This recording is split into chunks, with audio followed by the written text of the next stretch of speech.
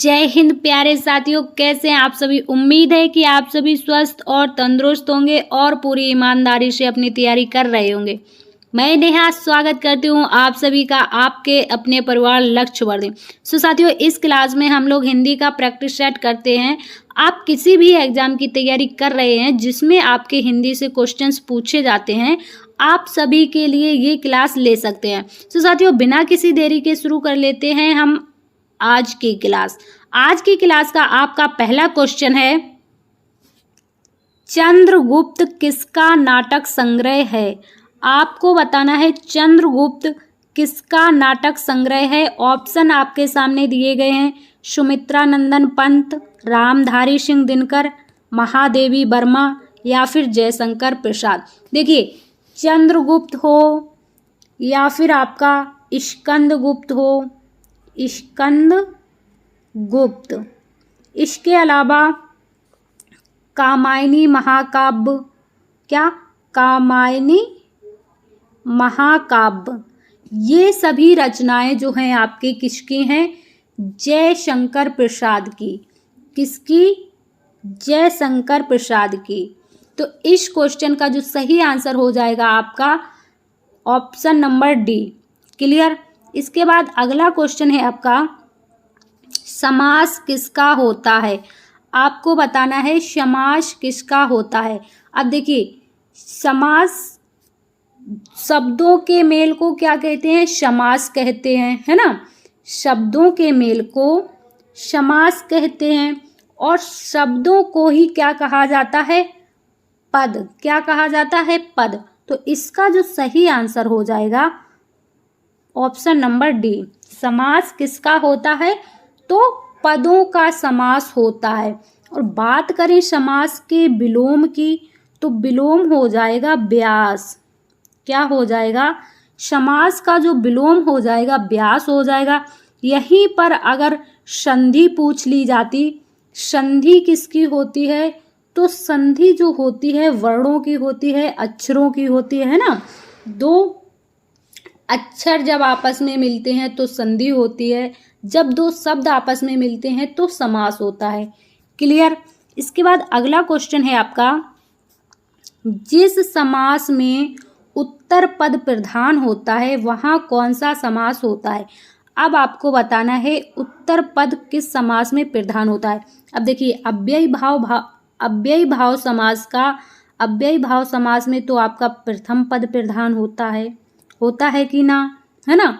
और द्वंद्व समास में क्या होता है, आपके द्वंद्व समास में दोनों पद प्रधान होते हैं, है ना।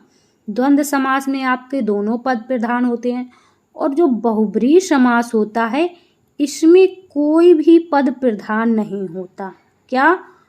कोई भी पद प्रधान नहीं होता। तो इसका जो सही आंसर हो जाएगा आपका ऑप्शन नंबर सी, यानी कि उत्तर पद प्रधान होता है तत्पुरुष समास का। क्लियर। इसके बाद अगला क्वेश्चन है आपका, अहंकार का संधि विच्छेद क्या होगा। आपको बताना है कि अहंकार का संधि विच्छेद क्या होगा। तो देख लीजिए, आपका जो यहाँ पर हलंत लगा लीजिए इस तरह से, है ना। अब देखिए, अहम प्लस आकार होगा या फिर अहम प्लस कार होगा या फिर अहन प्लस कार होगा या फिर इस तरह का होगा जिसमें हलंत नहीं होगा। तो इसका जो सही आंसर हो जाएगा आपका ऑप्शन नंबर बी। क्या? अहम प्लस कार, है ना। तो ये हो जाएगा आपका, इसमें कौन सी संधि हो जाएगी, इसमें हो जाएगी आपकी व्यंजन संधि। ये जो है आपके व्यंजन संधि का उदाहरण है, अहम प्लस कार। क्लियर। इसके बाद अगला क्वेश्चन है आपका, क्वेश्चन नंबर 5 कह रहा है, उत्साह शब्द का विशेषण क्या होगा। आपको बताना है कि उत्साह शब्द का विशेषण क्या होगा। अब देखिए, विशेषण क्या होते हैं।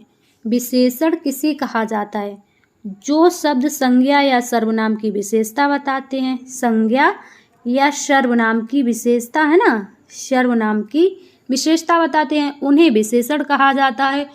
और विशेषण आपके कितने प्रकार के होते हैं? तो विशेषण जो होते हैं आपके 4 प्रकार के होते हैं, है ना। तो आपका जो उत्साह का विशेषण बनेगा, क्या बन जाएगा? उत्साहित। उत्साह से उत्साहित विशेषण बन जाएगा। क्लियर। तो इसके बाद अगला क्वेश्चन है आपका क्वेश्चन नंबर 6 कह रहा है हिंदी में खड़ी बोली का सर्वप्रथम महाकाव्य के रचनाकार हैं। देखिए किस तरह से क्वेश्चन आपसे पूछा गया है कि खड़ी बोली का सर्वप्रथम महाकाव्य के रचनाकार। महाकाव्य नहीं पूछा गया है आपका, इसमें इसने ये नहीं पूछा है कि प्रथम महाकाव्य क्या कौन है, लेकिन ये पूछा है कि उसके रचनाकार कौन है। तो पहले तो आप ये जान लीजिए कि जो आपका प्रथम महाकाव्य है वो कौन सा है। प्रथम महाकाव्य हो जाएगा आपका प्रिय प्रवास, है ना। हिंदी खड़ी बोली का सर्वप्रथम महाकाव्य हो जाएगा आपका प्रिय प्रवास, और इसके रचनाकार हो जाएंगे अयोध्या सिंह उपाध्याय। कौन हो जाएंगे? अयोध्या सिंह उपाध्याय। क्लियर।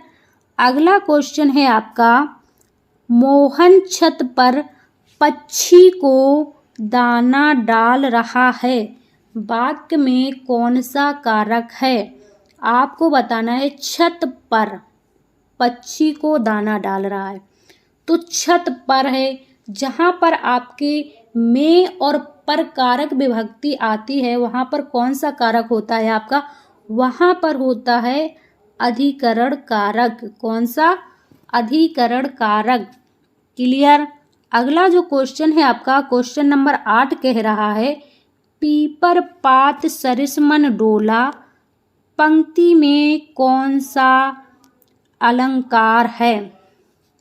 तो आपको बताना है कि पंक्ति में कौन सा अलंकार है। देखिए जहाँ पर आपके एक तो तुलना की जाएगी, है ना, इसके बाद आपका जहाँ पर सा सी सरिस ऐसे शब्द आते हैं, सरिस सा और शी या फिर तुलना वाले शब्द आते हैं, तो वहाँ पर कौन सा अलंकार होता है आपका?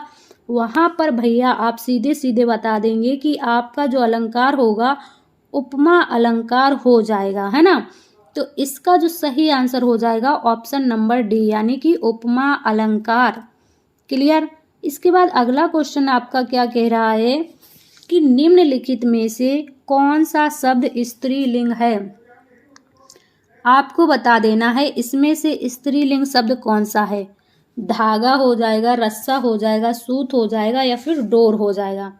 तो इनका आप उच्चारण करके देख लीजिए। क्या? धागा टूट गया, है ना, गया बोलते हैं।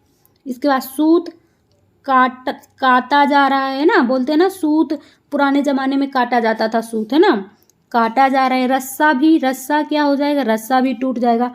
डोर टूटेगा, डोर टूट गया ऐसे तो कोई नहीं बोलता, है ना। क्या बोलते हैं? डोर टूट गई, टूट गई। जब आप लोग एग्ज़ाम क्लियर नहीं कर पाएंगे तो आपकी क्या होगी? डोर टूट जाएगी। कहाँ से टूट जाएगी? समझ रहे हैं ना। तो इसलिए पढ़ाई पर ध्यान दें और डोर को मजबूत रखें, है ना। तो इसका जो सही आंसर हो जाएगा आपका ऑप्शन नंबर डी। क्लियर। अगला जो क्वेश्चन है आपका निम्नलिखित में से देशज शब्द कौन सा है? आपको बताना है देशज शब्द कौन सा है। अब देख लीजिए, ऐसे शब्द जिनकी उत्पत्ति का पता ना चले कि कहाँ से आए हैं, तो वो होते हैं आपके देशज शब्द। तो कौन सा हो जाएगा इसका आंसर? तो इसका आंसर हो जाएगा तेंदुआ। तेंदुआ हो गया। एक आपका खिचड़ी शब्द होता है, खिचड़ी, लोटा, है ना, लोटा, चिमटा, फुकनी, बेलन, ये जो सारे शब्द होते हैं ये होते हैं आपके देशज शब्द। क्लियर। अगला क्वेश्चन है आपका रीमा अपने स्कूल से घर गई, इस वाक्य में कौन सा कारक है? तो देख लीजिए, रीमा अपने स्कूल से घर गई, तो रीमा क्या है? अपने स्कूल से स्कूल से घर गई, स्कूल से अलग हो रही है ना। तो यहाँ पर अलगाव का भाव आ रहा है। जहाँ से आपका अलगाव के भाव में आए वहाँ पर कौन सा कारक होता है, तो वहाँ पर सभी को पता है कि आपका अपादान कारक होता है। इसका ऑप्शन नंबर बी सही आंसर हो जाएगा। अगला क्वेश्चन है आपका, किस समूह में सभी सर्वनाम प्रश्नवाचक हैं। आपको बताना है सभी सर्वनाम प्रश्नवाचक किस में है। तो देख लीजिए, जो, कोई, वह तो नहीं है आपका प्रश्नवाचक। जिनका, जो, किनका, जिनका नहीं, जो भी नहीं, जो नहीं होगा आपका प्रश्नवाचक। जो, सो क्या होते हैं आपके संबंधवाचक होते हैं। जिन्होंने, उन पर, इसमें भी नहीं होगा आपका। कौन, क्या, किसने, ये होगा आपका सही आंसर। तो इसका जो सही आंसर हो जाएगा option number D. Clear. Next question है आपका, रोहन चाय पीकर बैठा है। रोहन चाय पीकर बैठा है किस प्रकार की क्रिया है। चाय पीकर बैठा यानी कि चाय पिया फिर बैठा। अब देखिए, जहाँ पर आपकी पहली क्रिया के साथ कर लग के आ जाए, जहाँ पर आपकी पहली क्रिया के साथ कर लगा हो, समझ लेंगे कि वहाँ पर कौन सी क्रिया होगी आपकी पूर्वकालिक क्रिया, यानी कि पहली क्रिया समाप्त होने के बाद दूसरी क्रिया करना। चाय पीकर बैठा, तो यहाँ पर हो जाएगा आपका पूर्वकालिक क्रिया। क्लियर। इसके बाद अगला क्वेश्चन है आपका, जिन शब्दों द्वारा वस्तुओं के आकार का बोध होता है वे क्या कहलाते हैं। वस्तुओं के आकार का बोध यानी कि वस्तु कैसी है, गोल है, चौकोर है, लंबी है, चौड़ी है, छोटी है, बड़ी है ना। तो इस तरह का बोध होता है, उन वे क्या कहलाते हैं। तो वो क्या कहलाएंगे आपके गुणवाचक विशेषण, है ना। लंबा, छोटा, चौड़ा, मोटा, ये क्या होता है गुण होता है। क्लियर। इसके बाद नेक्स्ट क्वेश्चन है और आपका लास्ट क्वेश्चन है, जिस समास में दोनों पद अप्रधान होते हैं वहां पर कौन सा समास होता है। देखिए, दोनों पद अप्रधान होते हैं तो वहां पर कौन सा समास होता है। अभी आपको पिछले क्वेश्चन में बताया कि दोनों पद अप्रधान, सिर्फ प्रधान नहीं देख लेना है, अप्रधान, यानी कि ये क्वेश्चन आपको बहुत केयरफुली पढ़ना है। कई बार क्या होता है, जल्दबाजी में आ छोड़ के प्रधान देखा और खड़ा से टिक किया द्वंद्व समास, लेकिन ऐसा नहीं, ये आपका गलत हो जाएगा। इसने पूछा अप्रधान यानी कि कोई पद प्रधान ना हो, तो इसका क्या सही आंसर हो जाएगा बहुब्रीहि। दोनों पद, इसमें क्या होता है कोई भी पद प्रधान नहीं होता है, कोई तीसरे अर्थ का बोध होता है ना। अर्थ का बोध, कोई तीसरे अर्थ का बोध होता है। तो इसका जो सही आंसर हो जाएगा ऑप्शन नंबर सी। सो साथियों, ये थी आज की आपकी हिंदी प्रैक्टिस क्लास, जिसमें हम लोगों ने 15 क्वेश्चंस डिस्कस किए। तो आपने इन 15 क्वेश्चंस में से कितने क्वेश्चंस का सही आंसर कर पाया है कमेंट्स बॉक्स में ज़रूर बताएंगे। और क्लास आपको कैसी लगी है ये भी कमेंट्स में बताएंगे। क्लास आपको पसंद आती है तो क्लास को ज़्यादा से ज़्यादा लाइक और शेयर कीजिएगा।